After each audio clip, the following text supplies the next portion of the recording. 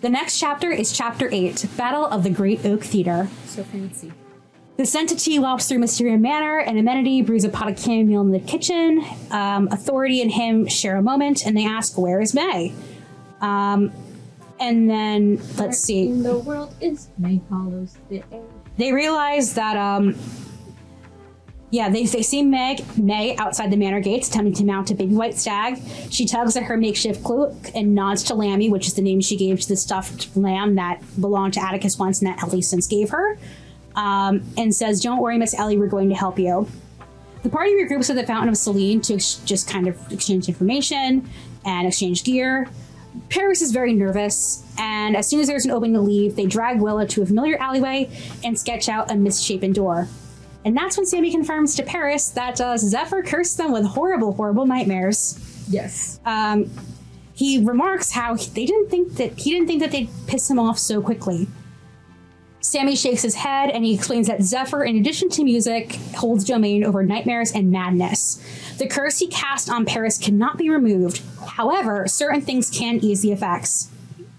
Paris tries to learn more about Sammy's personal life, but he instead gives them various items that essentially act as totems. If Paris is able to locate them in their dream, then they will be able to escape their nightmare. Yes. So the items that Paris receives are a whittled owl.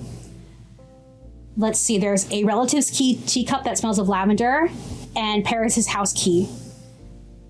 And if they have to deal with this issue again, his archfey sister may be able to create a guardian construct, should they be able to locate her, of course. Mm-hmm. Foreshadowing! Although I don't think we realized at the time that it would be foreshadowing that would be so soon. That is true, yes. Or for those reasons. Yes. Sammy complains that Zephyr is annoying and he's very questionable in terms of his actions. And Paris, for once, regrets their actions. Sammy then notices a teardrop necklace dangling around Poppy's neck. And he asks, what's the necklace? And at that point, Paris reveals that they stole it from the floating tower in Catharsis City, where the dragon Deidre the Destroyer lives. Yep. And though they don't remember everything that happened after, Paris does know that stealing it cost them their life. Paris then admits that they stole it to fulfill a job and feed their starving relatives, and they had to keep up their reputation as the world's greatest thief. Sammy then looks at the necklace like it's an old friend he hasn't seen in years. And it might as well be, given that it holds a soul of a person of great importance to Deidre. He then asks if Poppy's been talking lately, and Paris says no through clenched teeth. Mm-hmm. That's fine, Sammy replies as he sees through Paris's lies. She'll make herself known soon enough. Gwilla holds out several marbles, and she learns that basically what we already knew as players, that Val is currently rotting away in a dungeon, and she has a very hard time taking it. And for a split second, green smoke flares out from Gwilla's nostrils, and Paris sees the face of Deidre. They get PTSD. And they keep saying, it's not real, it's not real, it's not real. And Gwilla snaps them out of it, and both of them deny that anything is wrong. The conversation moves to other matters, specifically the fact that Paris doesn't like that Zephyr has such a strong hold on Lilith, and Sammy explains that the consequences Lilith will face if she voids her pact are extremely steep. He also gives really great advice on how to help someone who's in an abusive relationship, namely that a third party can't do it. You have to do it yourself. Yep. I'm wise sometimes. And Paris isn't happy about that. They just want to break the pact for Lilith and make sure Zephyr stops doing stuff. And then Gwilla offers 3 more memory marbles and asks to see her birth from the perspective of her biological mother, whose identity at this point she does not know. He warns her, the room goes white, and they see a scene where an exhausted maid opens the door after a very prolonged labor to reveal a human-presenting woman with dark skin and intricate braids of green and gold, cradling a dragon's egg in her arms. She opens her eyes, one purple, one gold, and leans back. I hate this. Remind me never to have sex again. And from that, we learn that Gwilla is the daughter of Deidre the Destroyer. AKA Paris's murderer. Everyone's connected. Bum, bum, bum. Does it really count as a murder if you were defending your property? I mean, this is a good question. but also, Deidre murdered a ton of other people because She burned down Grindlewood. Yeah. This is true, but I don't know if I would call her Harris's murderer. I mean, killer for sure. Killer. It was self-defense! Are we really? Are we defending the dragon now? I mean, you've been defending the dragon now. You guys have been dragon apologists. That comes later in the story. Spoilers. I'm sorry. Anyway, on the other side of town, Ellie and Lilith have been tasked by Beatrice to obtain an ingredient that will aid them in the battle to come ahead. Oh god, I forgot about this. Yeah, this is hilarious. They hear a bunch of bar songs, not bard songs, so maybe they are bard songs. Oh, yes! And then the Phelan and Tabaxi go on a drunken rant about one Molly O'Malley. Beatrice goes to the back of a cramped bar where there's a bunch of smoke. And they're stopped. Ellie and Lilith are stopped by some bouncers, and who demand they stay outside the booth and outside of whatever Beatrice is doing. And a sharply dressed human woman lounges at the bar and beckons them to her side for a game of cards. Ellie asks... I should quickly just explain, if you don't mind. Go for it. Beatrice is going to this dealer to get ingredients for a spell, and asked Ellie and Lilith to essentially be backup if the deal went sour. Mm-hmm. I don't know if that was clarified. Go ahead. Ellie can only focus on this woman's corvid-like nose that was clearly broken and says, "Hey, can I fix that?" Lilith is like, "You have no tact." The woman's like, "It's fine." Her name is Jackie, or Blackjack. She orders a round of drinks for the table, and... she wants to play cards with you guys. Yes, but before that, Lilith gets a drink, Jackie's weird choice, and she gets drunk very fast. Yep. Failed that constitution. Oh, yeah. Just as Jackie deals cards for Go Fish, Beatrice runs out of the booth, followed by a small feline and tabaxi with fangs bared. It's none other than Molly O'Malley. Jackie is like, "I gotta go. See you later." She teleports away. Lilith and Ellie fight off Molly and the bouncers with varying degrees of enthusiasm. They win, even though Molly O'Malley gets a really nice hit on Lilith and scratches her. Yeah. Beatrice stumbles back in, and this is just great line dialogue. Beatrice apologizes for putting them both in harm's way. "I'm sorry too," Lilith says, "for being so reckless back there. Shouldn't have jumped into the fray so quickly." "Lilith," Ellie sighs, "you're just drunk." Meanwhile, at the Moonlit Abbey, Sister Avriel and two other nuns snuff out the silver candles leading lost souls to the afterlife. Then she overhears the sisters gossiping about how she might be a witch just like her mother, and she doesn't like this very much. All is calm, all is bright, until the candles are snuffed out all at once. At which point, we hear a very familiar voice. "Good morning, Sister Avriel." And it's Julia. She's an angel of Selene now. They liked her too much. I brought her back. And she is here. She is basically playing the role of the prophet Gabriel from the Bible, saying, "Hey, the star is in Mosswood and will make herself known at the amphitheater, just as the prophecy foretold. When the star presents themselves, according to the prophecy, those of pure intention will wear the armor next to the sapling and wield its blade, living and dying for the star to lift the curse." And Julia just tells her to go to the star and then ascends. It's really pretty. And then we get to the battle, the night of the battle. Green fog rolls in, and they put on their gas masks. And there's a bit of a gimmick here, I suppose, with each of these big battles. Yes. So before each Phantom Hive encounter, the players always have to roll a certain stat roll to see if they can contest sway from the curse's effect. Each Phantom Hive, I don't know if it's become obvious or not, but it's they are symbolic of the different stages of grief. Yep.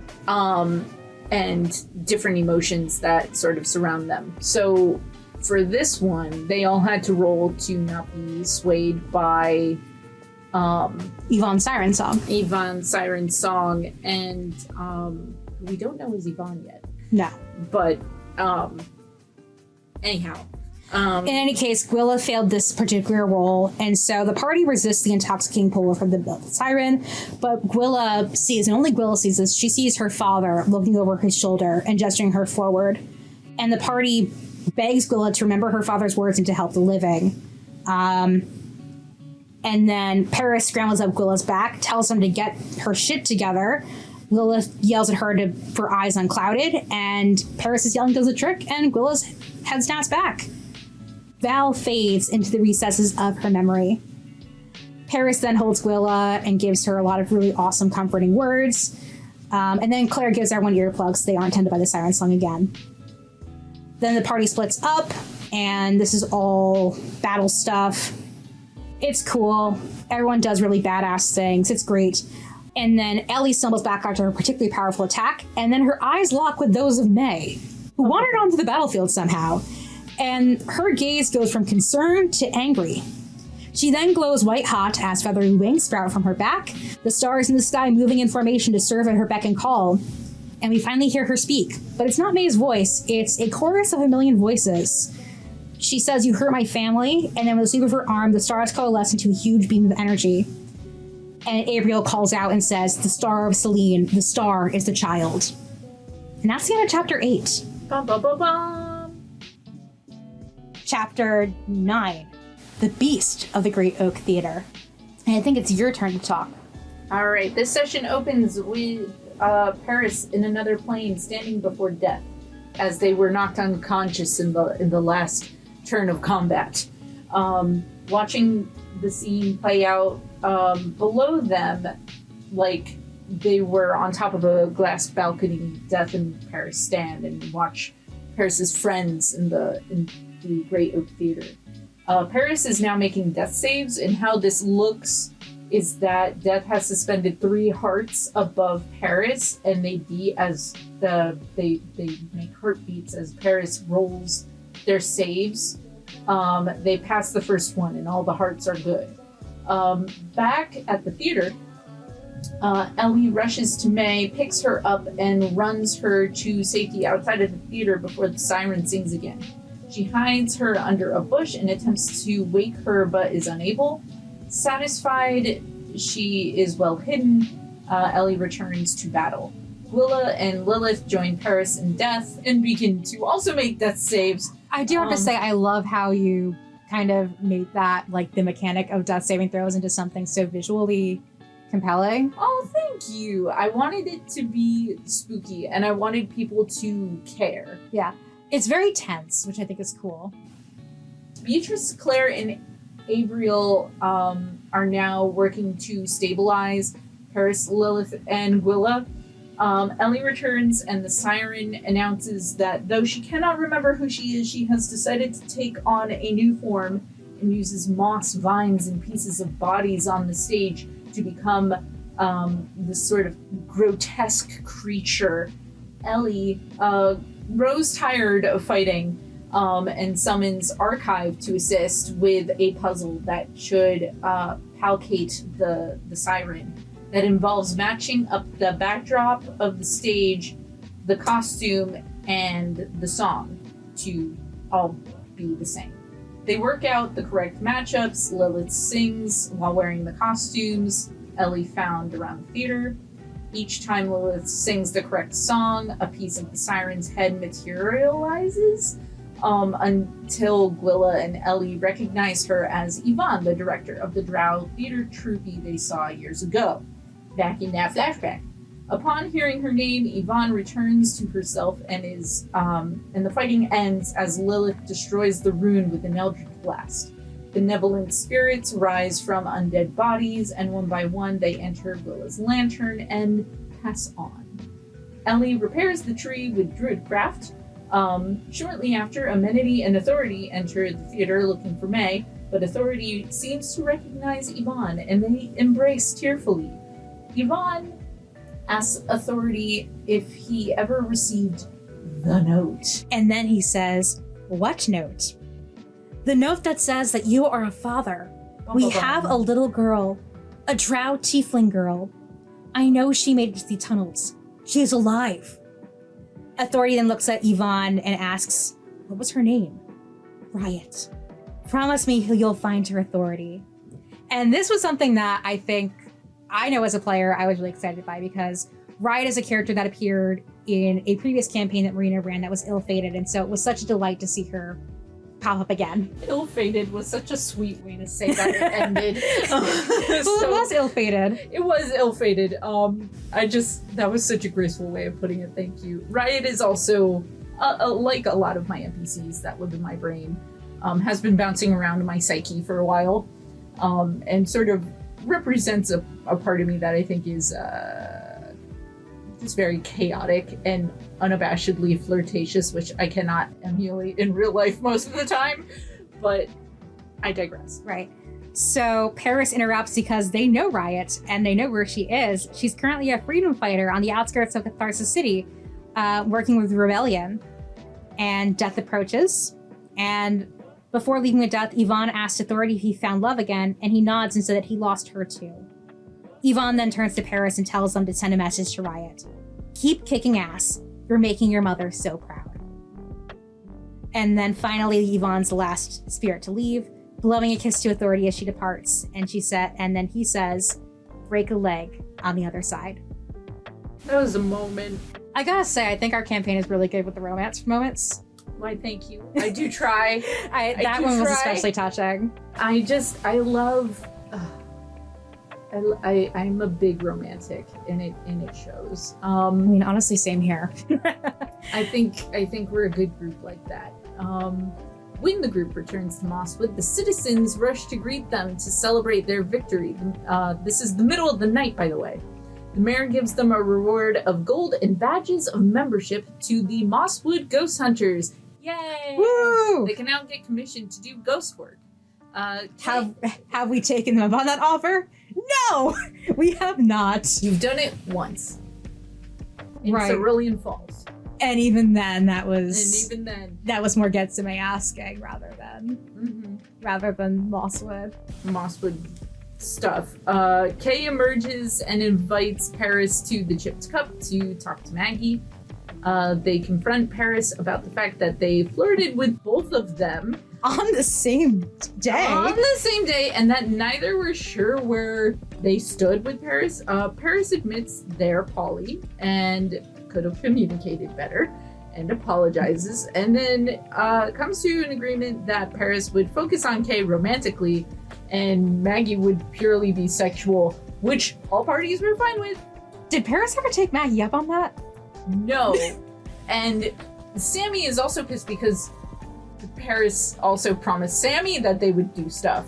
But as the campaign progresses, and you'll find this out through our catch up on Catharsis, Paris really starts to find that they are monogamous for Kay and really can't think about other people. Yeah. It's very much that if it's you, it's okay trope. Yep. Kay reminds Paris of their dinner date and they depart. Ellie walks back to Mysteria Manor with Archive at her side. He compliments her on a battle well fought. She confesses that she wasn't always so confident, but after you die, you don't really care. And then she thinks about the burned tree, and about how her father loved the tree and how bringing it back to its former glory helped her heal just a little bit from his passing. And then Archive offers her an embroidered tissue as she tears up. Gwilla touches base with Wick and Silkmoth. She has a panic attack. She constructs a leg brace and grabs books about dragons so that she can map out the weaknesses of her mother. And then Atticus embraces Lilith and tells her that he's glad she didn't die. Without being flirty about it, but he is super big into her. He says that if the players ever need help, they can call on him and he'll be there. Lilith expresses gratitude and then recounts the battle to Atticus, as well as the news that May is an Aasimar of Selene. Atticus struggles to understand how a tiefling can also be an Aasimar. And he also doesn't know how Lilith knows so much about Aasimar, because she doesn't seem like the kind of person who is into that sort of thing. At which point, she admits that she knows a lot about angels. And then when Atticus asks how, she draws in a shaky breath, and in a flash of blinding light, flightless, bony butterfly wings sprout from her back. She reveals to Atticus that she is an Asimar as well. A Fultus, to be precise. And at that point, the thing is, with Fallen Asimar specifically, they're the more terrifying Asimar. Typically, they come to be when you kind of break your allegiance or whatever to your god. So it's not necessarily you breaking the allegiance to the god. Sometimes the god is like, you are unworthy. Yeah. And in my interpretation of Asimars, if you are a fallen Asimar, it is because you feel fallen. If a god were to be like, oh, Lilith, you're not good enough anymore, and Lilith was like, fuck you, I am good enough, Lilith wouldn't have been fallen. That explains what happens at the very end of the book 1. Yeah. Because I always wondered about that. So at that point, Atticus, smooth talker that he is, gives the whammy of a one-liner, pickup line. I guess he really did fall from heaven. I'm so smooth. That was an amazing moment. He then moves to her to examine her wings. He learns that they're flightless because that's what happens with Fallen Asimar. And then he nerds out and starts taking measurements so that way he can build her wings that can actually fly. And then Atticus asks Lilith if she ever regrets in renouncing Fultus's call. She says that her wings remind her that she's not tethered to gods and her fate is her own. Yet out of the corner of her eye, she sees a shadowy figure with butterfly wings watching them. And Zephyr in her mind saying, you may not be tethered to the gods, but you are tethered to me. After their date, Paris accompanies Kay back to her house, where she removes her prosthetic legs, and Paris notes with great joy that they are now the same height. They decide that they're too tired to do much, so they just snuggle up to sleep with Kay's dog named Butch, who is in my mind, a Mastiff. But Paris experiences a nightmare brought on by Zephyr. It begins with Paris in their home with their nieces and nephews, but things suddenly begin to catch fire, and nobody seems to notice except for Paris, so they continue through their dream. Though slowly everything appears to be catching on fire, even the children and their father and sister. Actually, the sister was never in that flashback. Was she? I don't think so. So it would have been her brother-in-law. Yeah. Paris then sees their wheelchair-bound sister, Sybil, in a disturbing state. Yes, because Sybil did appear in the dream, but she wasn't on fire. Her jaw is unhinged and her eyes go solid black. I remember role-playing this moment and having so much fun with it because the nightmare and the dream realm are very special to me because I have CPTSD, and what my biggest symptom, according to my therapist, is my nightmares. I have them fairly regularly and they're all very distorted and strange and messed up. And so when I did this bit, I was like, I've dreamt of shit like this. Like, this is not outside of my realm.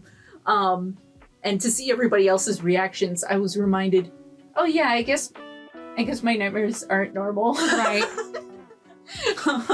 The dream continues to worsen until Paris relives their death, attempting to save their sister who has fallen from her wheelchair. Paris finds the key necessary to escape the dream in their sister's pocket. And Zephyr's taunting them all the while, saying that they're going to be so much fun to break. Yep. Because he's a bastard deep down. Because he's an asshole. The dragon sees Paris assisting Sybil and kills them both, which is how Paris actually died. Kay then shakes Paris awake, and Paris leaves her house unsure where they're going or what to say to Kay. And Kay is left wondering what the fuck happened and if it was her fault. Next up is Chapter 10, Beware of Thieves on the Road. This one's special to me. This was also our first guest star, who is our beloved friend Ben, who played Wally. And this was a very cool moment because Ben was Marina's coworker. And is now Jillian's coworker as well. But at the time we played this, he was not. And that led to a really, I think, truly unforgettable roleplay moment between me and him specifically. Yes. What a way to start a friendship. And it started a friendship for a lot of us, I think. I mean, I was already friends with Ben, but then like I know like right now Mallory and Ben talk regularly. That's awesome. Which is so cool. So on a god's night with a full moon, two skeletons lay in a desperate embrace in a church that's little more than a pile of rubble. Skeletons shamble about the ruins, and a figure in a gray trench coat and a wide-brimmed hat ignores them and continues to walk toward the skeleton.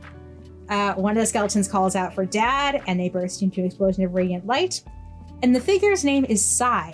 He reaches the lovers and lays an amulet on one of their necks, humming a hymn to Celine, and a lost-looking spirit emerges from the skeleton and stares at Sai. The spirit has no memories, but he can tell he's looking at an angel. And the angel tells him, before your death, you were a good man. Celine wishes to grant you extra time in exchange for good works. What name do you wish to take? And the spirit says Wally. And as he transitions into a new form, Sai wishes that he'd be happier in this new life than he was in his old one. Well, I mean, was it happier in the end? Guess we'll find out. Wick goes inside the chip cup and he sees that Paris has helped themselves to half a dozen cups of espresso. They act like nothing is wrong, and Wick sends off a magical correspondence to Beatrice to let them know that Paris has been found. She then calls for authority to watch over May and asks the other tieflings to help prepare the party for their journey to the ruin at Cerulean Falls. Archive goes to fetch Ellie, and she tells him that she's been thinking about his eyeballs all night. Which, great roleplay from Mary Jo. I love that moment. It was so genuine. They talk about the Tiefling orphanage and that they underwent magical mutation, but Archive does not want to discuss it further. It's called the Panacea Orphanage. It becomes important. Maggie spots the Wisteria family carriage outside, and Paris apologizes to Maggie for the night before, and she takes it in stride. You mean Kay? I have Maggie. Or wait, I don't know. Because Paris approached Kay. Yes. That makes sense. And apologized to Kay for just suddenly leaving.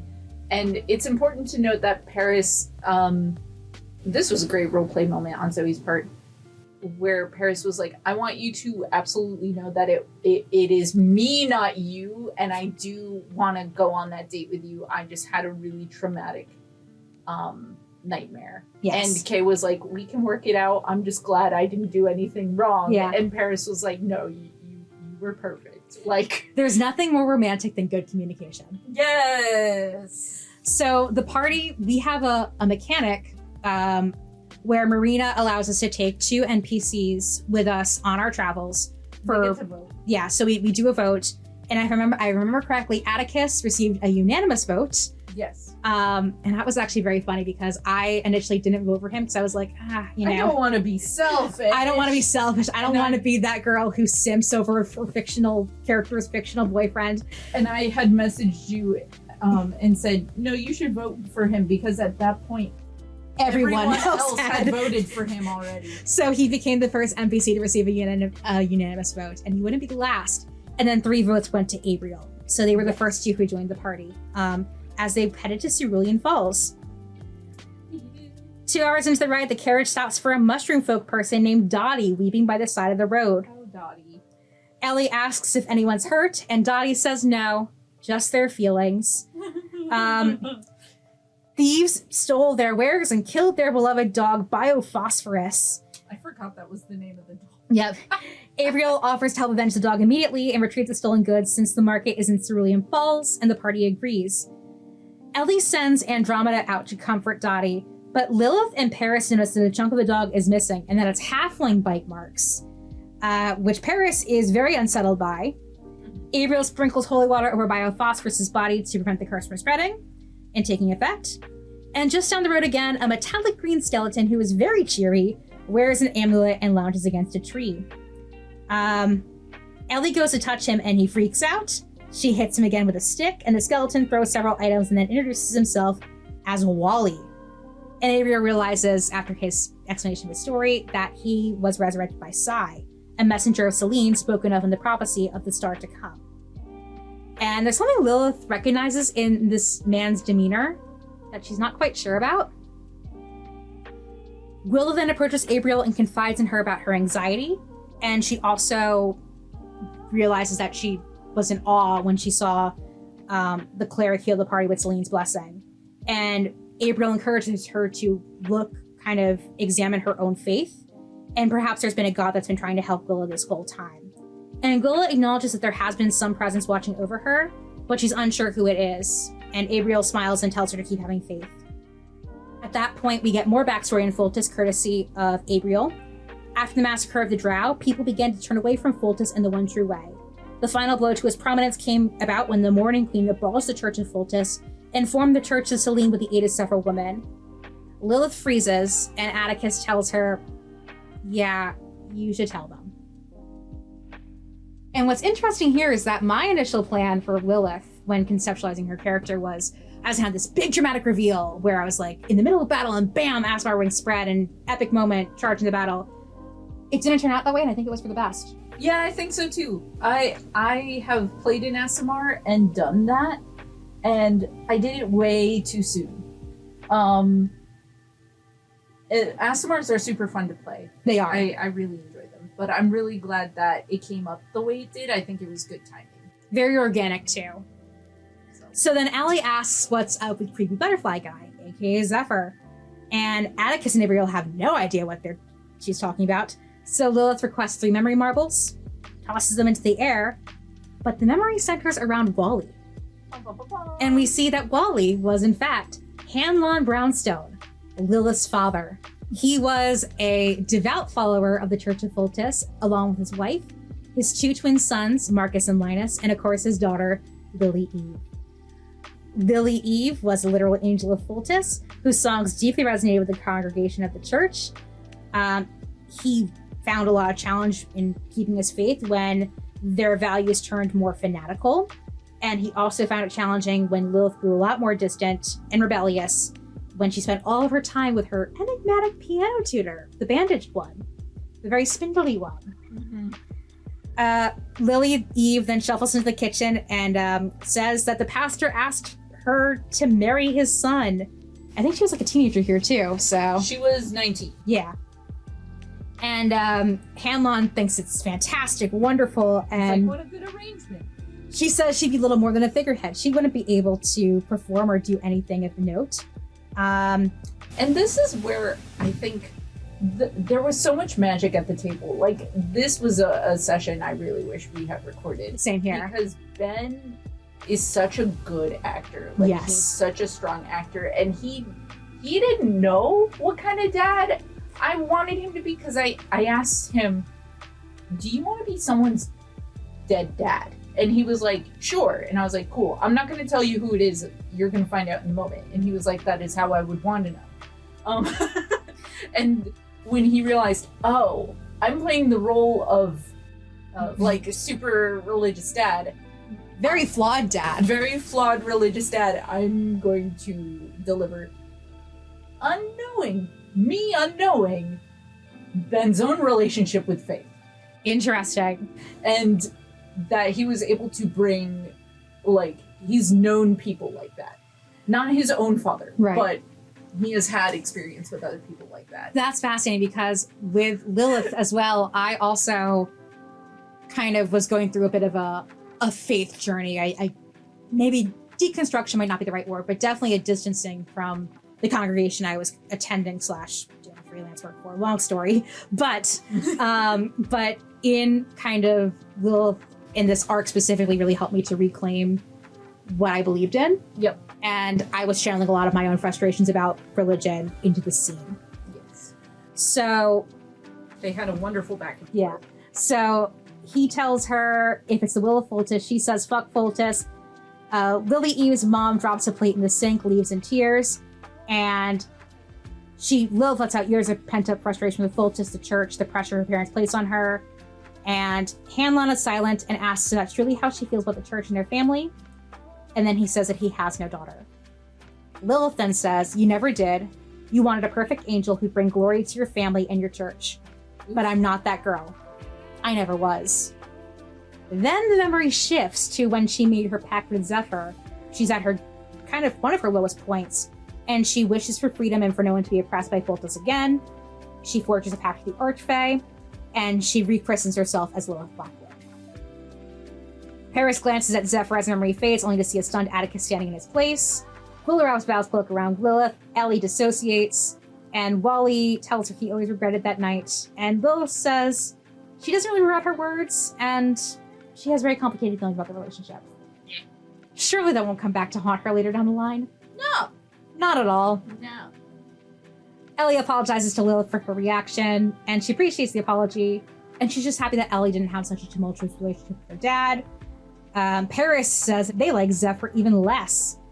And then Willa, Paris, Atticus, and Lilith chase a thief down because someone shows up through their wagon, and Wally is very proud of Lilith and just says, "That's my girl." They then go see the ruins of the church where the thief has gone. Paris goes into a fighting stance and... Hold on. I want to explain it. Yes, please do. So the church that they're at is the church where the skeletons were in the first flashback. Yes. Which I didn't make clear in the moment, and I think I explained it to you later. Yes. Also, this is the party's first time meeting another prominent NPC who is a witch named Florence Forget-Me-Not. And she is the first drow witch Yes. we've met, which is interesting and says a lot to the players about how the queen felt about drow as opposed to her husband. Then we also see Florence's sort of minions, which are these halflings that have burn marks, and it becomes apparent that these are the halfling corpses of victims from Grindelwood's massacre, from Deidre trying to hunt down Paris, and they, instead of having eyes, they all have forget-me-not flowers. And it was so fun to see Zoe's reaction to that. I was so happy. Anyhow, continue. So they realize that there are these minions, that there's a witch, and the party decides to ambush the church, steal back the stolen goods, and escape without engaging in combat. Yes. Wally uses his leadership feat to inspire the party with a 10-minute long speech about teamwork and found family, and then takes on the role of decoy with Willa. Willa tries to do a ruse where Wally is prisoner. Yep. It doesn't work. Oh yeah, Willa was dressed as one of those halfling things. Yes. And then this is where things get interesting, and I think this is a moment where it kind of changed the trajectory of, at least mechanically, something. And that was when Lilith used Crown of Thorns on the witch. Crown of Madness. Yeah, Crown of Madness, yeah. For those of you who aren't familiar with the spell essentially, specifically, will cause the subconscious of the person to essentially just fall into madness and of the spell and be charmed by the caster. However, nobody knew that Florence, along with all the other witches, have more than one conscience. There's their original personality, and then there's Prospera, the Archfey. The Archfey who was supposed to be dead. How interesting. So when I cast that spell, Marina asked me, "Who do you want to target?" And I said, "What do you mean?" And it affected both the witch and the halflings. And Ellie realized that they were a hive mind. Unfortunately, before the party can process how that's all possible, vines shoot out from under Wally and pull him underground. And the last thing he says is that he loves her and that he will redeem himself one day. And it is revealed that this conscious who takes over is Prospera. And I just remember finally being able to play Prospera and being the most unhinged bitch in ever, and just saying, "I'll meet you all at the castle." Very much like Rumpelstiltskin from Once Upon a Time, which I am so here for. She was so spooky, and I got to do my evil laugh, and I think we were at Mary Jo's house. We were. I was very scared that I scared her parents. Yes. Thank you for joining us on this episode of Catching Up with Catharsis. Again, this has been Marina, the Dungeon Master. This is Jillian, the Lore Keeper. Mary Jo is no longer here. She went home. And we'll catch you on the next one. Woo! Thanks for listening.